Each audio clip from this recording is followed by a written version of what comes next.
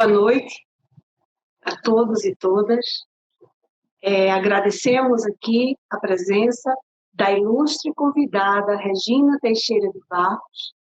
Agradecemos as demais pessoas que estão acompanhando pelo nosso canal do YouTube, o Festival Servo Esmeraldo 91, o Crato do Mundo. Pois bem, hoje é um dia especial, em que recebemos Regina Teixeira de Barros, curadora, historiadora da arte e professora, doutora em Estética e História da Arte pela USP, especialista em arte produzida no Brasil no século XX, atuou como curadora da Pinacoteca do Estado de São Paulo entre 2003 e 2015, onde realizou diversas exposições, entre as quais Tarsila Viajante, na Pinacoteca Malba, em Buenos Aires, em 2008, Willis de Castro, 2012, Arte no Brasil, uma história do modernismo, em 2013, e Arte Construtiva, na Pinacoteca, em 2014. Em 2002 e 2016, foi professora de História da Arte e Estudos sobre Museus no curso de Artes Plásticas da Faculdade Santa Marcelina. Foi membro da comissão técnica, coordenou a equipe de pesquisa e foi também coordenadora editorial da publicação do catálogo Raisonné, Tarsila do Amaral, 2006-2008. Como curadora independente, realizou as seguintes exposições: Tarsila e o Brasil dos Modernistas, pela Casa Fiat, em Belo Horizonte, 2011. Arte Moderna, na coleção da Fundação Edson II, apresentada em diversos lugares, como na Fundação Iberê Camargo, em Porto Alegre, o Museu Oscar Niemeyer, em Curitiba, em 2016, o Centro Cultural Belém-Lisboa, em 2017, Embaixada do Brasil em Roma, em 2018, Espaço Cultural Unifor Fortaleza, em 2019. Em 2018, recebeu o prêmio Maria Eugênia Franco, da Associação Brasileira de Críticos de Arte, pela curadoria e pela exposição. E o prêmio da melhor exposição nacional da Associação Paulista de Críticos de Arte pela mostra Anita Malfatti, 100 anos de arte moderna, no MAN de São Paulo, em 2017. Em 2020, curou a mostra Tarsila, Estudos e Anotações, na Fábrica de Arte Marcos Amaro, em Itu, em parceria com Araci Amaral. E ainda em parceria com Araci Amaral, inaugurou este mês a exposição no MAN de São Paulo sobre a Semana de Arte Moderna de 1922. E no próximo ano, em março, inaugura a exposição no Espaço Unifor, em homenagem à Semana de Arte Moderna de 1922, com a coleção de arte moderna do Ceará.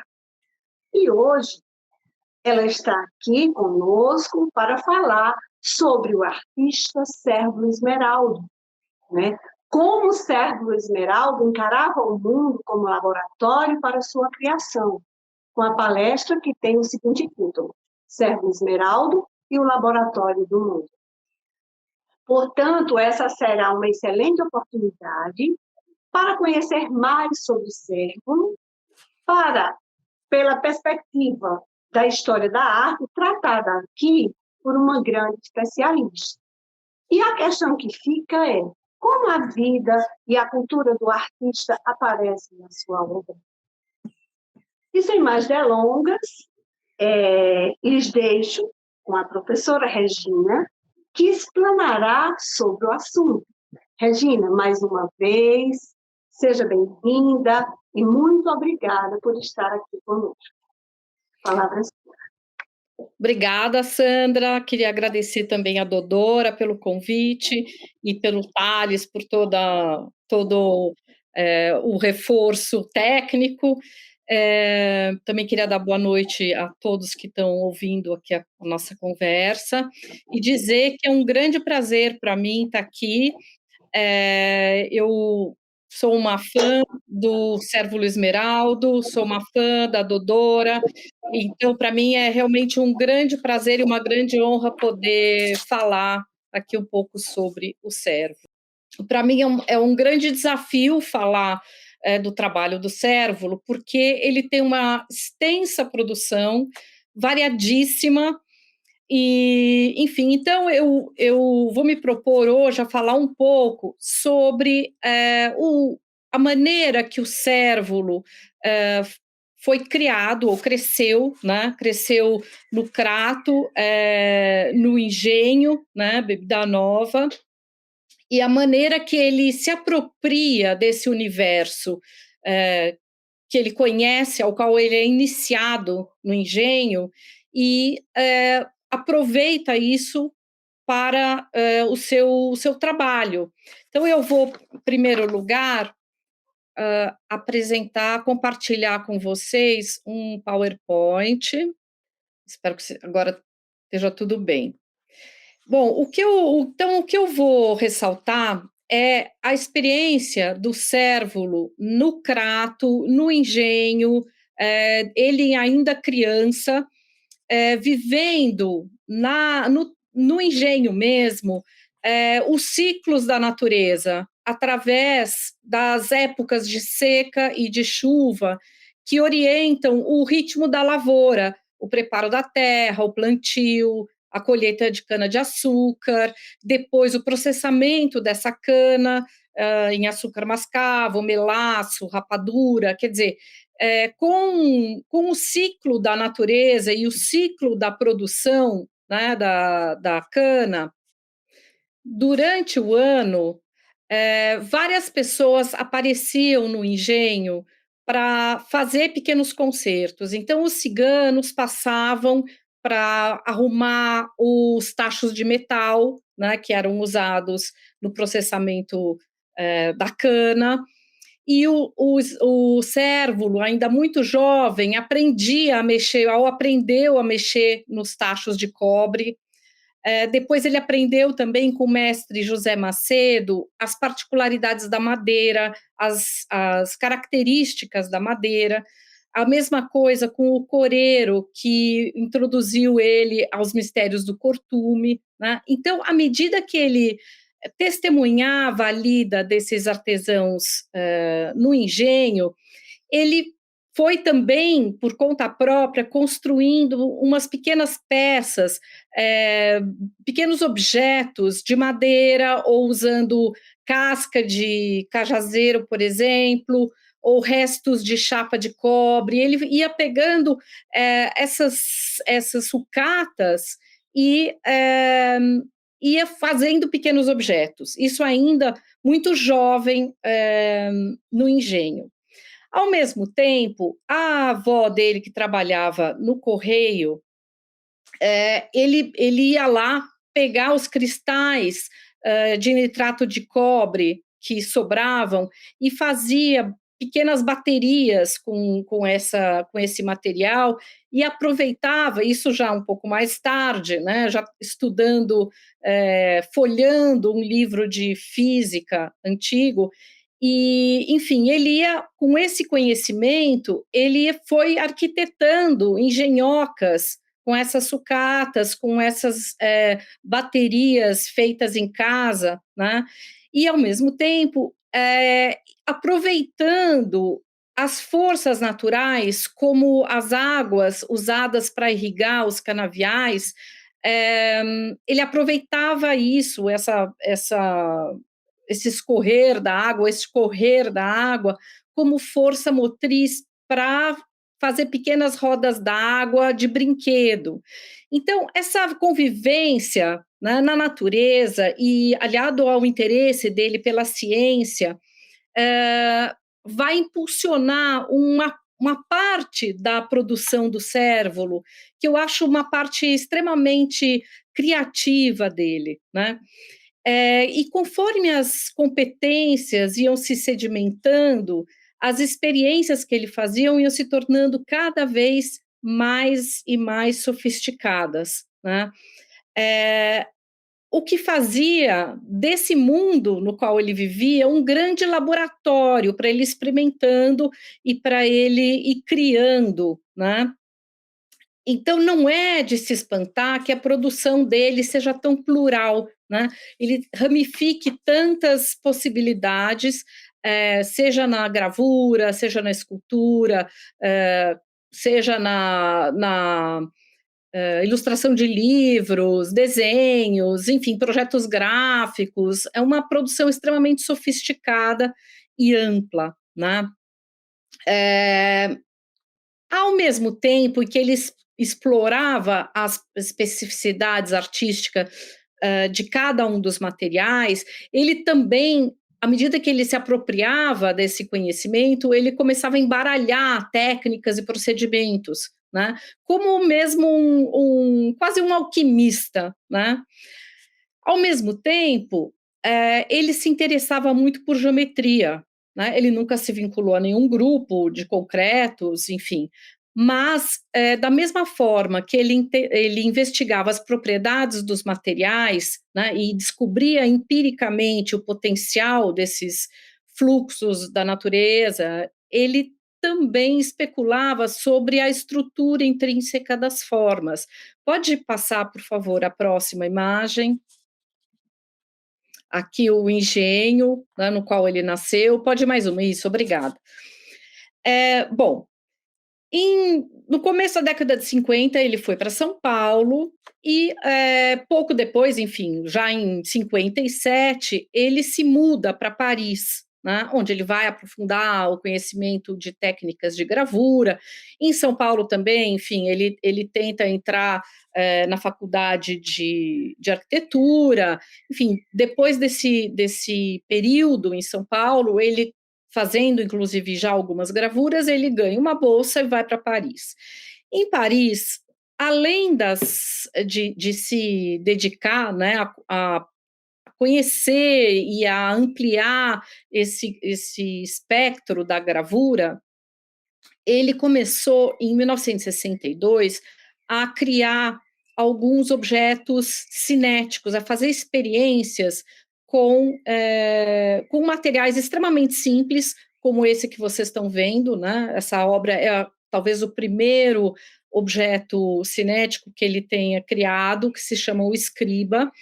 É uma caixinha de madeira com motor, e em cima esses pauzinhos são ímãs que vão se mexendo e se atraindo e se repelindo de modo à medida que o motor se move, né? Então ele começa a explorar esse universo da arte cinética, sendo que ele é um dos pioneiros do mundo nesse sentido, né? Próxima, por favor. E a partir de 66, ele começa a criar o que veio a ser conhecido, como ele denominou, como objetos como excitáveis, que ele mesmo descreveu da seguinte maneira, abre aspas, em geral, um excitável se apresenta sob a forma de uma caixa de madeira ou metal, com tampo de acrílico transparente ou translúcido, contendo no seu interior pequenos fragmentos móveis, leves e de material isolante. Ao se friccionar a superfície do acrílico com as mãos ou com o corpo, cria-se a presença de cargas elétricas que, por indução, provocam o surgimento de cargas de sinal contrário aos contidos na caixa. Então, em reação, os pequenos fragmentos seguiam atraídos pelo plástico, beirando a superfície, sendo em seguida reenviados para o fundo da caixa pela descarga eletrostática. Ou seja, fecha aspas, né? Então, ou seja, o que ele fazia? Próxima imagem, por favor. Ele criava essas pequenas caixas. Thales, mais uma imagem, por favor. Ele criava essas pequenas caixas onde ele inseria pedacinhos de papel ou pedacinhos de fio de algodão, tá certo? Ele cobria essas caixas Mais uma, por favor. E passava aqui uma foto dele preparando, fazendo experiências. Mais uma, por favor. Ah, aqui, essa aqui tem, dá para ver bem. Dava para passar, passava a mão sobre o acrílico, e isso fazia com que, como a gente faz com pente, né, em que a gente esfrega o pente e depois, ou passa o pente no cabelo e depois consegue, com o pente, pegar pedacinhos, o papel gruda, né, pedacinhos de papel grudam no pente. Ele fez a mesma coisa, só que com objetos, vamos dizer assim, estéticos, né? São próxima, por favor, que acho que é mais claro aqui. O que ele fazia? Ele enfileirava, vejam o uso da geometria nessa caixa, o uso de material extremamente simples, como pregos e linha de algodão, né? Então, com isso, a gente tinha uma fileira, ou fileiras e colunas extremamente geométricas, né? Ou seja, dentro de uma linguagem que estava sendo explorada, né, por outros contemporâneos, seus pares brasileiros, como nos grupos, no grupo concreto ou neoconcreto, e ao mesmo tempo, com grande simplicidade, ele cria um objeto extremamente inventivo, né? Onde essa energia eletrostática, que é invisível e ao mesmo tempo é imponderável, né?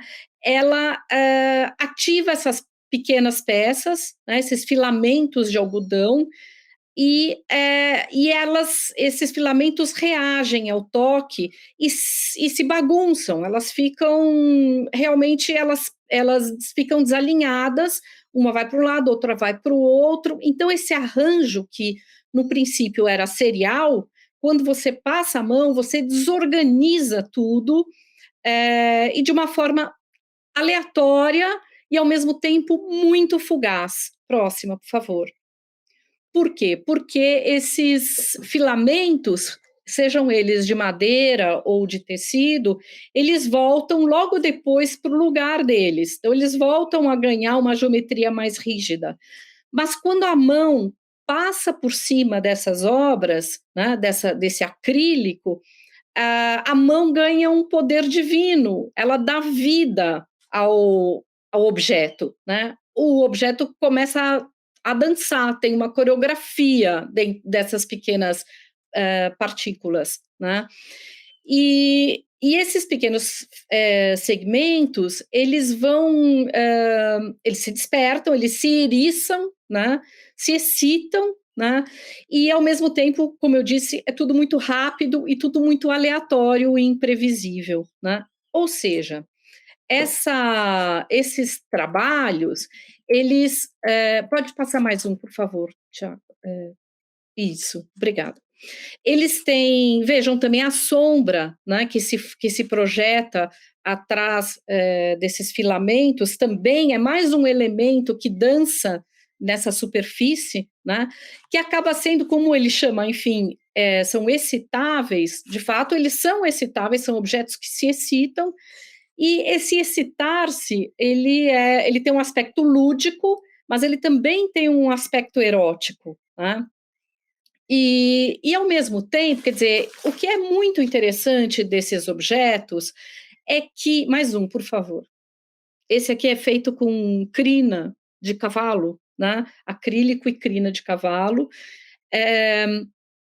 O que acontece? Eles são, vamos dizer assim, objetos especiais e lúdicos e eróticos, e ao mesmo tempo eles são muito difíceis de se encaixar nas categorias tradicionais.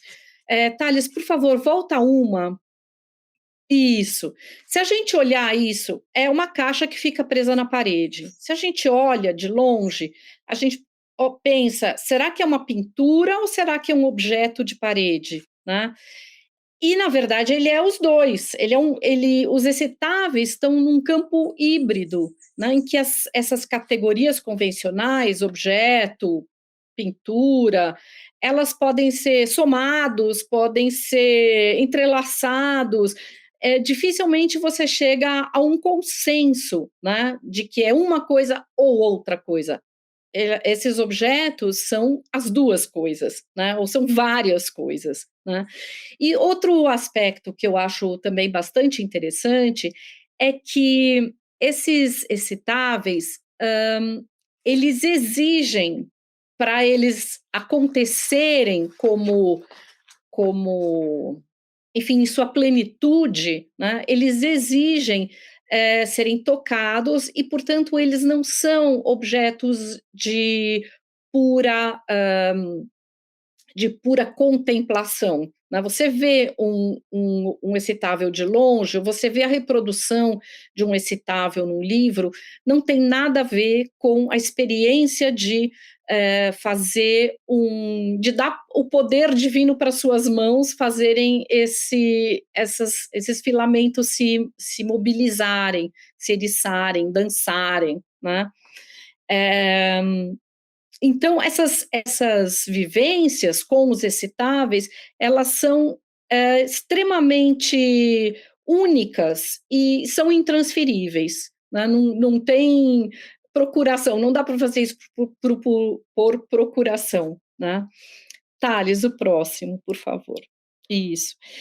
Por outro lado, existe uma série de outros experimentos que o Cérvulo fez, agora no início dos anos 70, como essa obra, que se chama Spin, Spon, Spoon, né? Aí a gente vê o humor também do Cérvulo, que é uma caixa comprida de acrílico com uma estrutura no meio e várias arruelas que, quando você vira, enfim, é um objeto para ser manipulado também, né? Então, quando você vira de cabeça para baixo, todas as arruelas vão para baixo. Quando você coloca ele na posição original, essas arruelas ganham movimento e caem e fazem um barulhinho. Então, é um movimento da gravidade, de novo a física, com materiais extremamente simples, como arruelas, né, que vão fazendo um barulhinho e que vão ganhando vida, de novo, né, quer dizer, é a natureza se manifestando ou a força dinâmica, né, ou enfim, o peso dessas arruelas, né, com a gravidade, ganham um dinamismo, ganham um som, né, e se tornam, portanto, objetos rapidamente, fugazmente vivos, né? Quer dizer, eles são acionados para produzirem som e movimento. Próximo, por favor. Aqui uma versão grande, né, do objeto anterior, que o Cérvulo desenvolveu em 1980, é uma escultura pública, quer dizer, o Cérvulo também tinha essa variedade, né, em relação à dimensão dos objetos. Ele pode fazer tanto uma pequena joia em prata, quanto uma escultura pública, né, de grandes dimensões. Essa aqui tem 5 metros de altura, né, e fica, enfim, no bairro do Cocó, visitável em Fortaleza. Próxima, por favor. Aqui um excitável, tem mais um excitável que ele faz na década de 70, branquinho, com os filamentos de madeira pintados em preto. Aqui dá para ver bem a questão da serialidade, né, como eles são enfileirados milimetricamente, de forma calculada, né, de maneira a dar a ilusão de que eles estão organizados, né? Eles estão organizados, mas eles estão prontos para serem descabelados, vamos dizer assim, né? Desorganizados. Próximo, por favor. Aqui um outro também da década de 70, feito com linha.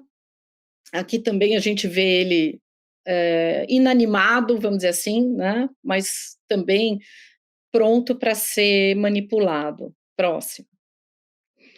Outro experimento também bastante interessante, né, de novo, né, a água e a luz, enfim, são elementos da natureza que estimulam essa inventividade, né, com esse trabalho que o Cérvulo chamou de lentes, que ele desenvolveu no final da década de 60 e depois em outros momentos, como em 2008, e recentemente também foi remontado esse trabalho em São Paulo. O que a gente tem aí? A gente tem plásticos de grandes dimensões presos nos 4 cantos, né, com fios enfim, com cabos de nylon, e uma água que ele põe, enfim, são três grandes plásticos, onde ele, em diferentes níveis, enche de água, e isso se transforma numa lente, se transforma num prisma, e dependendo da luz que incide, da hora do dia, da intensidade do sol, esse trabalho se transforma completamente, né? Então, é a força da natureza, da luz, do sol e da água que vão dar vida a esse trabalho, né? Que é espetacular. Mais um, por favor. Aqui é uma trilogia que o Cérvulo fez, também na década de 60, baseado em 3 poemas feitos pelo Péricles Eugênio da Silva Ramos. É um livro de artista, um livro-objeto, né? Com 3 poemas chamados Céu, Águas do Paraíba e Terra. E o Cérvulo faz uma caixinha, vamos dizer assim, para cada um desses poemas, são poemas pequenos, como vocês podem ver pela fotografia, né? Mas um deles, o Cérvulo usa pigmento para o céu, pigmento azul, né? Perfuradinho, assim, o papel perfuradinho que dá a ideia de estrelas. No segundo, né, Águas do Paraíba, a gente tem um tubinho de ensaio com um pouco de água também, e no último, Terra, são 3 saquinhos plásticos com com terra de diferentes procedências, portanto, de diferentes cores, né? Então, de novo, é a natureza, o Cérvulo se apropria de elementos da natureza para criar um objeto único, né? Próximo, por favor. Bom, e para finalizar, eu vou mostrar alguns trabalhos públicos, né, que estão em Fortaleza, como essa La Femme Bateau, aí escrevi com A, mas é com E, desculpem o erro, Femme, a mulher barco, né, traduzindo do francês, a mulher barco, que é uma escultura, mas é também uma biruta, né? A versão original dessa escultura, ela era feita de fibra de vidro, depois, enfim, as águas levaram o mar em ressaca, acabou destruindo, né? A própria natureza destruiu a primeira versão, mas agora existe uma versão em aço inox, e essa mulher biruta, biruta não maluca, biruta que se move com o vento, mas também biruta maluca, né? Essa mulher barco, ela se move com o vento, quer dizer, ela funciona como uma biruta mesmo, né? E ela, portanto, ganha uma mobilidade que, dependendo da direção do vento, você vê determinado ângulo dessa figura. Próximo, por favor. E aqui nessa obra Balé Gráfico, é uma pena que ele não esteja funcionando, aí eu consegui só uma imagem dele estático, mas é uma escultura fonte, onde também o elemento, você tem de novo a geometria, né? São 3 cones de aço inox que giram em sentido contrário, esparramando água para diferentes direções. e ainda com a ação do vento, essa água pode não ficar contida, né, na fonte e se esparramar. Quer dizer, o cérvulo adulto, já, enfim, homem formado, né, em todas as idades, se apropriou desses elementos, ou dessa iniciação que ele teve com a natureza, quando criança, e introduziu isso no trabalho dele, né? Quer dizer, são obras que, evidentemente, há uma grande tecnologia aí envolvida, né, sem dúvida nenhuma, mas há também esse aspecto lúdico e essa aparência de simplicidade, né? Quer dizer, você pensa, é uma água rodando, é só uma água rodando para um lado para o outro. Não, é uma grande engenhoca, desenhada, enfim, concebida pelo cérvulo, mas realizada por engenharia de verdade, quer dizer, então, são, vamos dizer assim, objetos aparentemente simples que fazem uso da natureza e das forças físicas, né, de dinâmicas da natureza, os elementos naturais, e ao mesmo tempo tem essa leveza, essa graça, como se fosse quase uma brincadeira, né, essa água girando de um lado para o outro e fazendo espirais no ar, né. Próxima imagem, isso, aqui só uma foto, um excitável com fotografia do cérvulo atrás, né, também um excitável, com fios, e eu vou tentar aqui, eu não sei se eu consigo, eu queria mostrar para vocês um videozinho rápido do YouTube, vou tentar compartilhar aqui, para vocês verem um excitável sendo utilizado.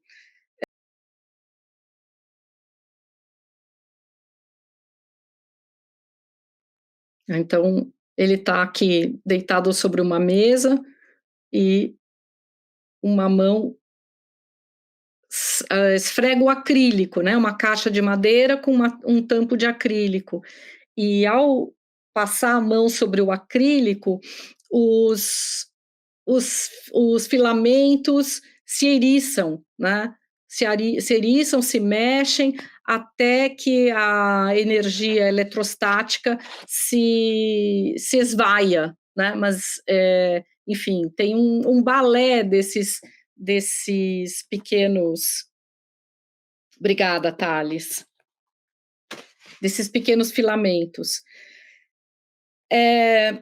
Agora, o que eu queria dizer, assim, para finalizar, é que por mais que a ciência dê conta das explicações desses fenômenos eletrostáticos, tal, o ato de mobilizar esses pequenos fragmentos faz da gente, né, quer dizer, que está fazendo essa experiência, né, um ser aparentemente mágico, um ser criador, né, que evoca a certeza de que o mundo é mesmo um laboratório, né, e que, melhor do que isso, que ainda é possível se maravilhar com o mundo, né, quer dizer, o mundo, por mais simples que tudo isso, que todos esses objetos pareçam, por mais que essas experiências possam parecer simples também, né? Quase assim, de aprender na escola, o fato do cérvulo trazer uma organização estética para essas caixas, empoderam a gente, né? Quer dizer, a gente vira mágico, a gente tem um momento de criação ali, de fazer um balé, de eriçar esses filamentos, e o mundo se torna deliciosamente leve e agradável. Obrigada. Regina, foi uma maravilha, né, sua fala, você nos concedeu muitas pistas, né, e demonstrou que a experiência pessoal do artista é um campo bastante frutífero para a pesquisa de estudantes que tenham como interesse aprofundar esse universo de vida e obra de Sérgio Esmeraldo. Você nos aponta como esse artista, ele se apropriou do seu mundo e o traduziu na arte. Que a afetividade pelo lugar, pelas suas raízes, o levaram a materializar em sua obra as experiências da infância e da adolescência, não é? Pelo contato com o vasto conteúdo natural e cultural do Crato e da Chapada do Araripe. Criar, não é, a partir da experiência também neoconcreta ou concreta, não é?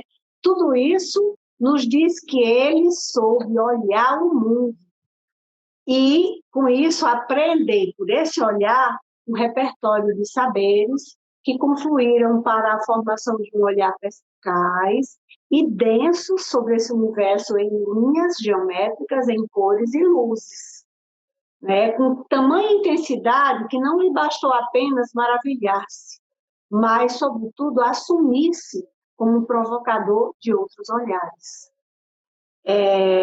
Esses olhares tiveram como base uma poética formada no mundo. Então, Regina, nós queremos agradecer mais uma vez a sua importante contribuição. Muito obrigada. E eu gostaria agora de ressaltar, enquanto membro da gestão da Universidade Regional do Cariri, da URCA, da qual eu faço parte, né, a grande alegria que é para essa instituição essa parceria com o Instituto Sérgio Esmeraldo, que tem à frente a querida doutora Guimarães. Esse instituto ele é de grande importância para a cultura, para a arte, e vem disseminando a arte e a cultura, não só para a região do Cariri, mas para todo o Brasil. E eu gostaria também de agradecer mais uma vez ao público presente, né, que está participando, que está fruindo da obra do Sérgio a partir da fala da nossa querida Regina, e dizer que as questões de vocês podem ser elaboradas e serão respondidas pela professora através do chat. Então, muito obrigada. O Sérgio Esmeraldo, digo sempre que foi uma criança brincando, inventando, vendo o mundo como um laboratório e experimentando tudo que tinha à vista. O Sérgio teve a sorte de nascer numa região muito bonita. Ele costumava dizer que quando ele saiu do Crato, ele saiu pronto para o mundo. Em São Paulo, em Paris, ele aprendeu técnicas, mas a linguagem ele trouxe do Crato.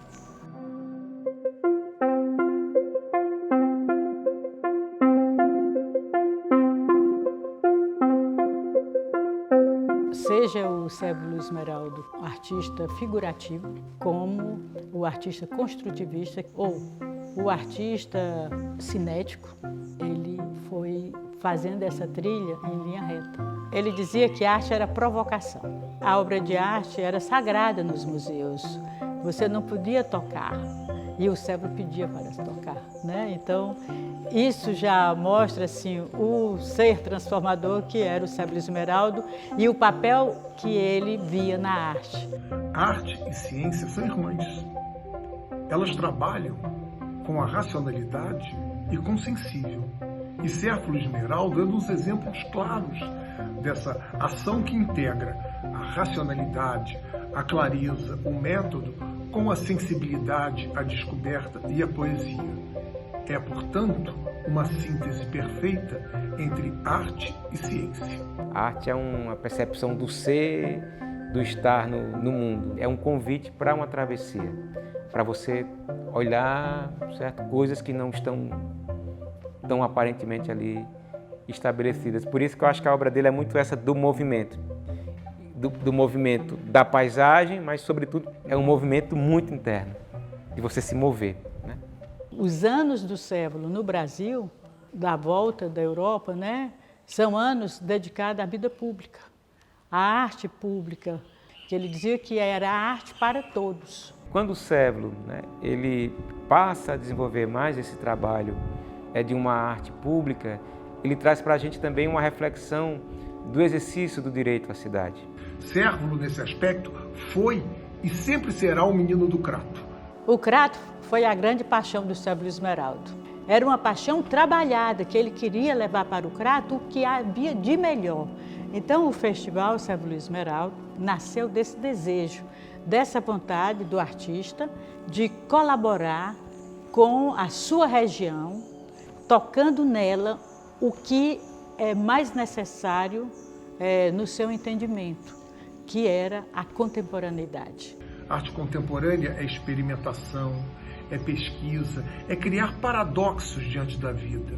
Mesmo ali no Cariri, que tem uma tradição, né, popular muito forte, né, mas ele faz essa conexão com a arte contemporânea. O principal objetivo do festival é a formação, tá? Nós temos esse compromisso. Ele é, sobretudo, um festival de formação de repertório. As pessoas que chegam a esse festival, elas vêm para uma experiência. O que se busca é exatamente isso, é criar condições para que essa experimentação possa florescer. E também tem intercâmbios, convida pessoas de vários lugares do Brasil e do mundo e da cena também da região. O festival apresentará uma exposição ao ar livre de reproduções fotográficas de obras icônicas do Cérvulo Esmeraldo, esculturas públicas que estão em Fortaleza. Essa exposição será muito trabalhada didaticamente nas escolas e nas mídias digitais. Então vamos levar o Cérvulo Esmeraldo, a sua vontade de aventura, a sua travessia com a linha da Chapada, chegando ao Crato de volta. O festival é isso, é o espírito vivo do Cérvulo Esmeraldo.